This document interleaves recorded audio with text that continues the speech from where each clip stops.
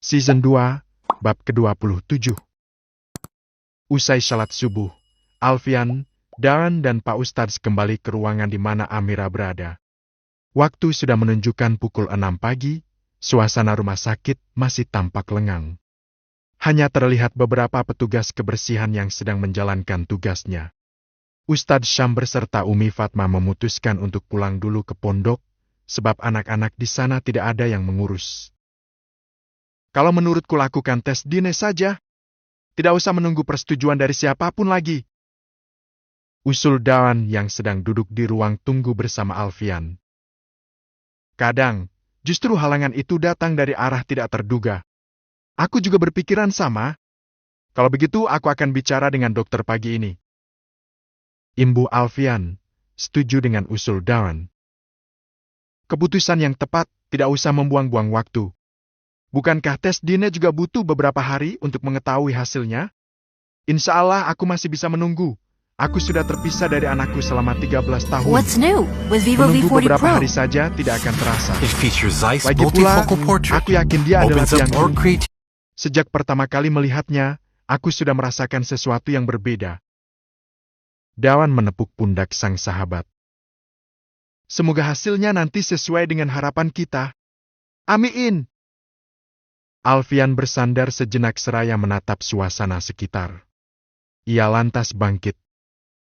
Aku mau melihat Amira sebentar. Silakan. Aku akan menghubungi dokter yang menangani Amira dulu. Siapa tahu dia ada solusi. Terima kasih, Darren. Alfian memasuki kamar untuk melihat Amira. Sejenak pandangannya tertuju kepada Erlan yang masih tertidur dengan kepala menelungkup di tempat tidur. Ia mendekat dan berdiri tepat di sisi pembaringan.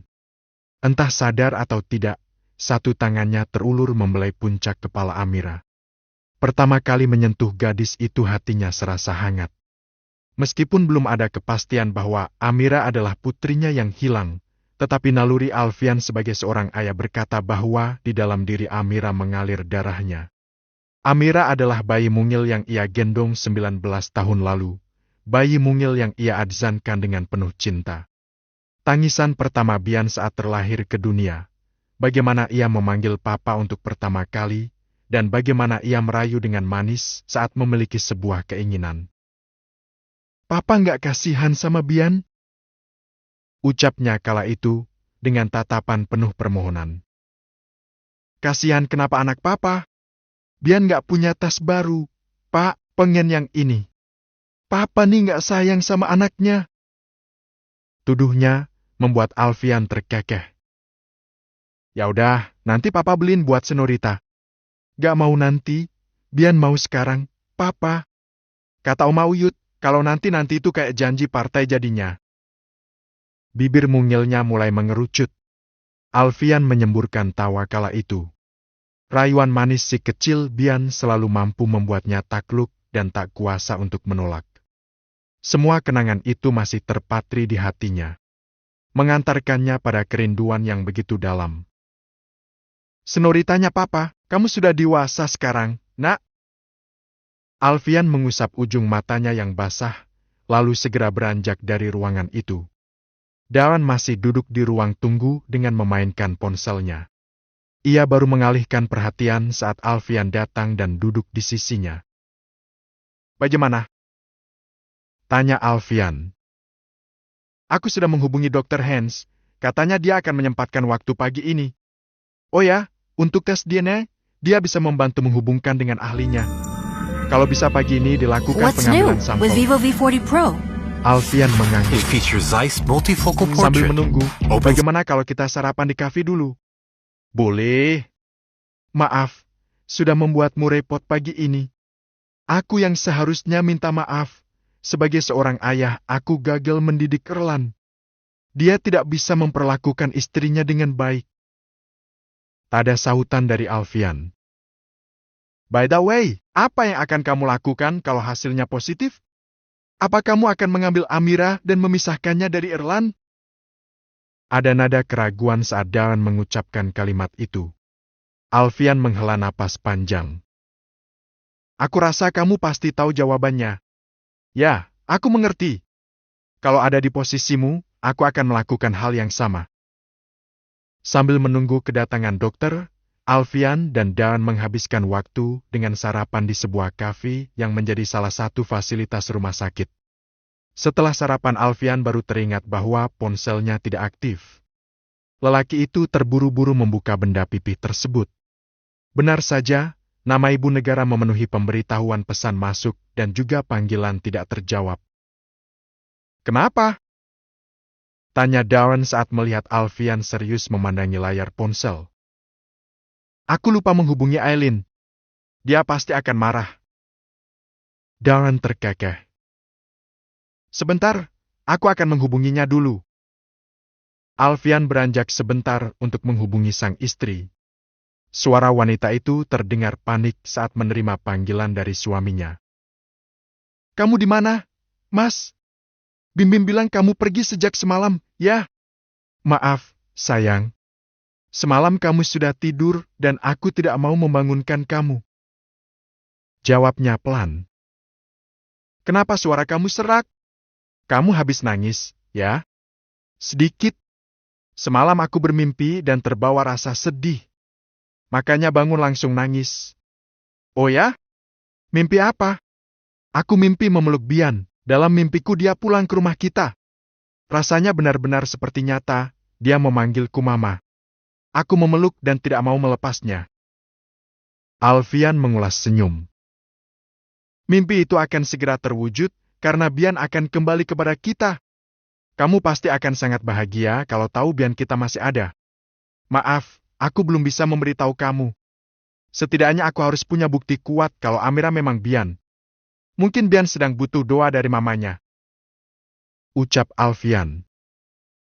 "Aku tidak pernah berhenti mengirim doa untuknya." "Iya, sayang. Ngomong-ngomong, aku sekarang di rumah sakit bersama Dawn. Semalam Amira dilarikan ke rumah sakit." "Apa? Amira sakit?" Aileen memekik kaget.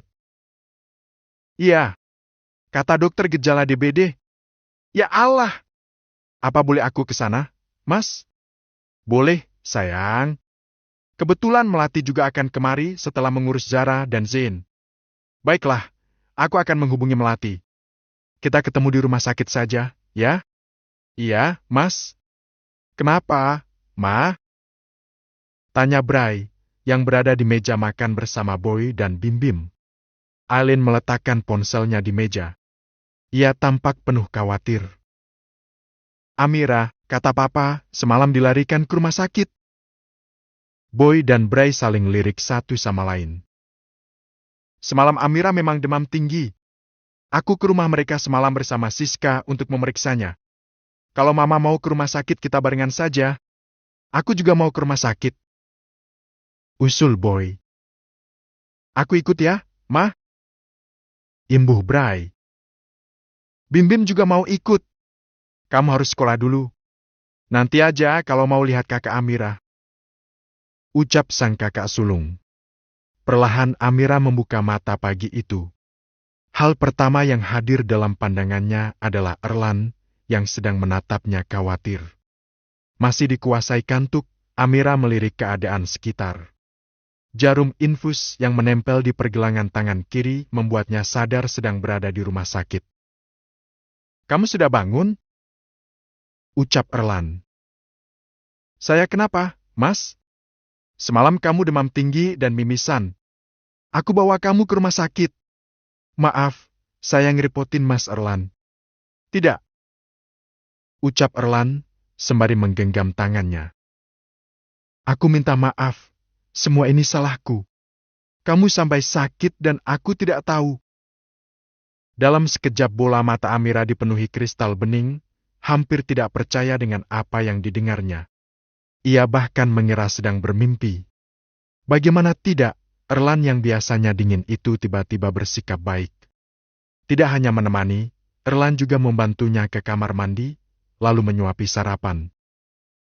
"Kenyang, Mas? Terima kasih," ucapnya lemah. "Tapi kamu baru makan sedikit. Bagaimana cepat sembuh kalau makannya sedikit begini?" Ia kembali menyodorkan sesendok bubur. Namun, Amira mengatupkan bibir. Saya, mual. Kamu tidak suka rasa buburnya? Wanita itu menggeleng. Aroma kayu manis dari makanan itu membuatnya mual. Mau aku belikan sarapan yang lain? Kamu suka apa? Makasih, tapi tidak usah. Saya merasa kenyang. Tidak. Kamu harus makan. Tunggu sebentar. Aku belikan menu sarapan yang lain di depan. Tidak usah, Mas. Jangan repot-repot. Namun, Erlan tak mengindahkan ucapannya. Lelaki itu segera beranjak. Amira hanya menatap punggung suaminya yang kemudian menghilang di balik pintu. Ia menghela napas sambil bersandar di tempat tidur. Suara ketukan pintu membuat Amira tersadar. Wanita itu segera mengambil kain penutup wajahnya. Khawatir jika yang datang adalah seorang laki-laki. Selamat pagi. Maaf, saya mau ambil peralatan makannya. Apa sudah selesai? Tanya wanita itu. Sudah, silakan. Sahut Amira. Terima kasih sebelumnya. Sama-sama. Ketika wanita itu melangkah masuk, Amira menatapnya lekat-lekat. Suara wanita itu terasa familiar. Seperti pernah mendengarnya entah di mana. Begitupun dengan wajahnya, meskipun ia menggunakan masker yang menutupi sebagian wajah. Hingga saat tangan wanita itu mengulur, mata Amira memulat penuh. Dadanya mendadak terasa sesak. Bekas luka sayatan pada pergelangan tangan kanan membuatnya mampu mengenali wanita itu. Ibu! Gumamnya pelan. Wanita itu menoleh sekilas dengan alis berkerut. Ia memandang wanita bercadar di hadapannya penuh tanya. Bu, ini Amira, ini ibu, kan? Ucapnya lirih, lantas membuka kain yang menutupi wajahnya. Selama beberapa saat wanita itu terpaku di tempat. Matanya berair. Perlahan ia mendekat, membelai wajah gadis itu. Ini ibu, kan? Ibu, ini anak ibu. Amira mulai terisak, sementara wanita itu masih terpaku. Amira. Ia membuka masker yang menutupi wajahnya. Tangis Amira pun pecah di ruangan itu. Ia memeluk wanita yang telah pergi meninggalkannya di pondok beberapa tahun lalu. Selama beberapa saat keduanya saling melepas rindu. Seakan tak percaya dipertemukan secara tiba-tiba dalam situasi tak terduga. Ini benar-benar kamu, Nak. Amira, anak ibu. Ia melepas pelukan sejenak. Membelai wajah itu dan menciumi keningnya. Ibu dari mana saja? Amira lama tunggu ibu. Setiap malam Amira tunggu ibu di pondok. Kenapa ibu tidak jemput Amira, Bu? Maafkan ibu. Ibu belum bisa memenuhi janji untuk menjemput kamu. Keadaan ibu sekarang belum memungkinkan. Ucap wanita itu. Kembali meneliti wajah putrinya diiringi derai air mata. Gadis kecil yang ia tinggalkan beberapa tahun lalu itu sudah menjelma menjadi seorang gadis cantik. Kamu sudah besar, Amira. Masya Allah, ibu tidak menyangka bisa bertemu kamu di sini. Seolah kehilangan kata, Amira kembali memeluk wanita itu. Ia memandangnya lekat-lekat. Dari segi fisik, ibunya tidak banyak berubah, tetap cantik dan muda seperti saat terakhir kali mereka berpisah. Amira masih larut dalam rasa bahagia dan haru. Namun, tiba-tiba ia tersadar dan seketika panik. Bu, cepat pergi dari sini sebelum Mas Erlan datang. Ayo, Bu, cepat pergi. Apa? Dahi wanita itu berkerut dalam. Erlan? Iya, Bu, Mas Erlan sedang mencari ibu. Amira sudah tahu semuanya. Kenapa ibu selama ini bersembunyi? Cepat, Bu, pergi dari sini sebelum Mas Erlan datang. Apa maksud kamu, Amira? Kamu kenal Erlan? Amira mengangguk. Di tengah kepanikan ia terus menatap ke arah pintu. Gak banyak waktu untuk cerita, Bu, tapi ibu harus pergi sekarang. Amira gak mau Mas Erlan melihat ibu di sini. Mereka masih mencari ibu sampai sekarang. Cepat pergi, Bu. Wulan menyeka air mata. Tapi kamu bagaimana? Amira gak apa-apa, yang penting ibu sekarang selamat. Cepat, Bu. Air mata wanita itu kembali berderai. Baru saja akan keluar dari ruangan, kakinya tiba-tiba terasa lemas, ia membeku di tempat. Di ambang pintu Erlan berdiri terpaku menatapnya dengan mata memerah. Paper bag di tangannya terjatuh ke lantai. Rahanya mengetat, tatapannya tampak penuh amarah. Kamu? Erlan melangkah masuk. Tanpa sadar, kedua tangannya mengepal. Melihat amarah yang mengalir dalam tatapan suaminya membuat Amira memberi isyarat agar Wulan segera pergi. Panik dan terdesak oleh putrinya, tanpa pikir panjang Wulan segera mengambil langkah 1000. Tunggu! Mau kemana kamu? Teriak Erlan geram. Hendak melangkah, namun Amira menahan tangannya. Lepas Amira! Erlan menghempas tangan wanita itu kasar. Jangan, Mas. Tolong ibu saya. Ucapnya lirih. Apa? Kamu panggil dia, ibu? Tanya Erlan, nyaris tak percaya. Seluruh tubuh Amira gemetar, ia terisak. Tak sanggup lagi berucap. Apa dia ibu kamu? Tanya lelaki itu hendak memastikan. Jawab! Bentaknya keras. Iya, Mas. Jawab Amira tersendat-sendat karena bercampur isak tangis. Dalam sekejap, dada Erlan dipenuhi sesak. Matanya terpejam. Ibu angkat? Atau, apa dia ibu kandungmu? Bibir Amira mengatup rapat. Hanya air mata yang mengalir semakin deras. Jawab, Amira! Jangan membuat aku mengulang pertanyaan. Jeritan Erlan kembali menggema di ruangan itu. Ampuni ibu saya, Mas. Dia bukan orang jahat. Ibu tidak mungkin membunuh orang. Ibu saya bukan orang jahat. Meskipun suara Amira tersendat-sendat, tetapi masih tertangkap jelas dalam indera pendengaran Erlan. Aku bertanya apa dia ibu kandungmu? Amira tersentak kala Erlan mencengkeram kedua lengannya, hingga ia merasa tulangnya akan remuk oleh cengkeraman suaminya. Jawab! Teriak Erlan, hampir hilang kesabaran. Amira memberanikan diri menatap mata lelaki itu. Dari matanya mengalir kebencian dan amarah.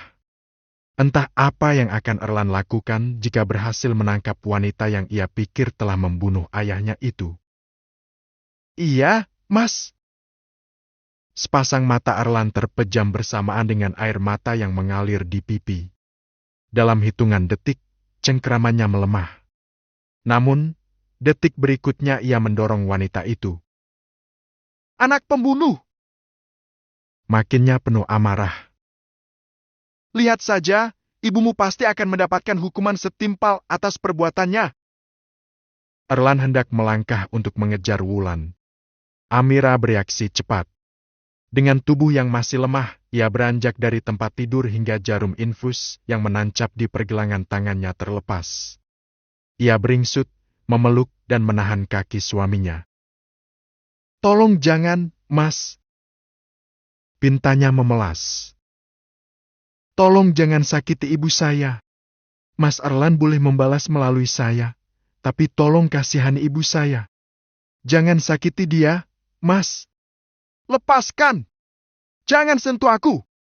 Kamu tidak lebih dari anak seorang pembunuh! Teriakan Erlan pun mengundang perhatian orang-orang. Tak terkecuali Darren, Alfian, Aileen dan Melati yang baru saja tiba di tempat itu. Kenapa Erlan berteriak seperti itu? Tanya Melati. Erlan dan Alfian saling tatap, keduanya segera memasuki ruangan itu. ERG, bagaimana bisa aku menikahi anak dari pembunuh ayahku? Teriak Erlan sambil mendorong bahu Amira, hingga wanita itu terjerembab ke belakang.